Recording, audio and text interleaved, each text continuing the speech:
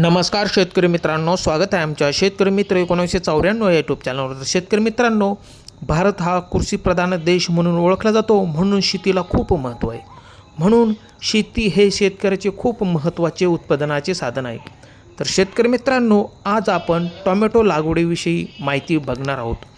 Tomato लागवडीसाठी सुपीक आणि पाण्याचा निचरा होणारी जमीन निवडावी आणि उन्हाळी टोमॅटोसाठी मे महिन्याच्या सुरुवातीला लागवड करावी। जमीन चांगली तयार करून त्यात शेणखत टाकावे।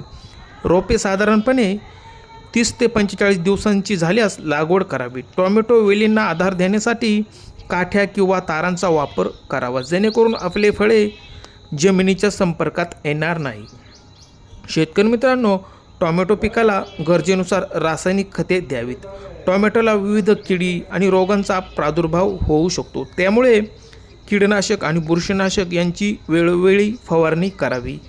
तर शेतकरी मित्रांनो, टोमॅटो 2 ते 3 महिन्यांत काढणीस येतात, त्यामुळे उत्पादन चालू होते। तर शेतकरी मित्रांनो, तुम्ही बघू शकता खूप छान असा प्लॉट आलेला आहे। तर शेतकरी मित्रांनो, व्हिडिओ आवडल्यास लाईक करा, शेअर करा, सबस्क्राईब करा। धन्यवाद।